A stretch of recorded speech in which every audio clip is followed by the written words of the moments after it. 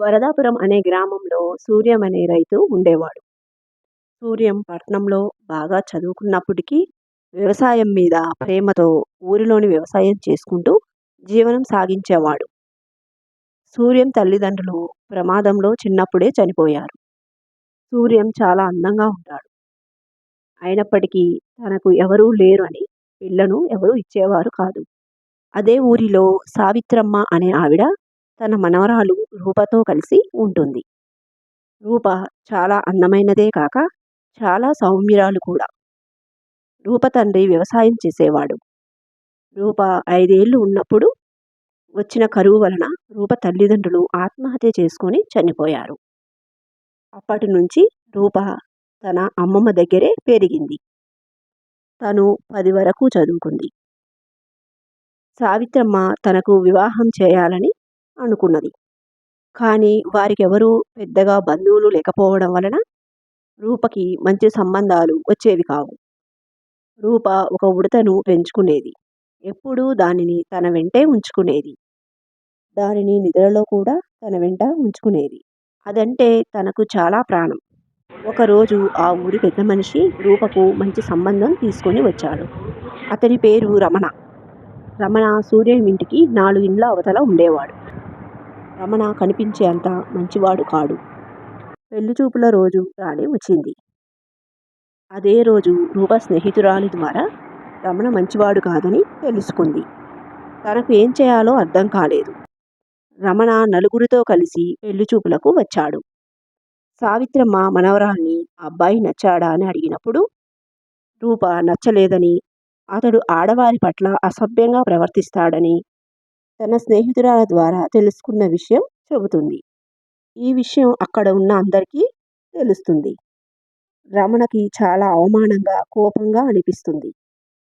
అందరిలో తనని అవమానించినందుకు, పెళ్లికి తనను నిరాకరించినందుకు రూప మీద కోపం పెంచుకుంటాడు. తన మీద ప్రతీకారం తీర్చుకోవడానికి అవకాశం కోసం చూస్తుంటాడు. ఒకరోజు ఆ ఊరి పెద్ద మనిషి ద్వారా సూర్యం చాలా మంచివాడని, బుద్ధిమంతుడని తెలుసుకున్న సావిత్రమ్మ రూపకి సూర్యానికి పెళ్లి చేస్తే బాగుంటుందని అతనికి చెబుతుంది. అతను సరేనని సూర్యానికి రూపకి పెళ్లి చూపులకు ఏర్పాటు చేస్తాడు. రూపకి సూర్యానికి రూప చాలా బాగా నచ్చుతారు. అనుకున్న వెంటనే ముహూర్తాలు పెట్టించి 1 నెలలో పెళ్లి చేసి రూపని అత్తవారింటికి పంపిస్తారు. సూర్య రూప ఎంతో అన్యోన్యంగా ఉంటారు. రమణ అవకాశం కోసం ఎదురు చూస్తూ ఉంటాడు. ఒకరోజు తన స్నేహితురాలు రమ్మన్నట్టుగా డబ్బు ఆశ చూపించి ఆ ఊరి చాకలి ఆమెతో కబురు పంపిస్తాడు. ఆవిడ డబ్బుగా ఆశపడి రూపకు తన స్నేహితురాలు రమ్మన్నదని చెబుతుంది. ఆ సమయంలో సూర్యం ఎరువుల కోసం పట్నానికి వెళ్ళి ఉంటాడు. సూర్యం వచ్చే సమయానికి రావచ్చునని రూప తన ఉడతను తీసుకొని స్నేహితురాలుని కలవటానికి వెళుతుంది. తీరా అక్కడికి వెళ్ళి చూస్తే తన స్నేహితురాలి బదులు రమణను చూసి అవాక్కవుతుంది. పెళ్లి చూపులలో తనను అవమానించినందుకు పగతో రూపను రమణ తను ఇంట్లో బంధించి బయటికి వెళతాడు.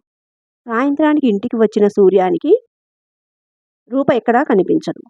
చుట్టుపక్కల తెలిసిన వారి ఇళ్లలో అడిగినా తను రాలేదని చెబుతారు.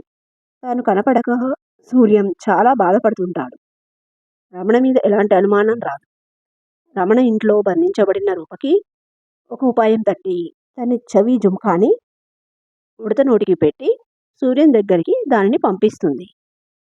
సూర్యం దగ్గరికి వెళ్ళిన ఉడత ఆ జుంకాని సూర్యం కాళ్ళ దగ్గర వేస్తుంది.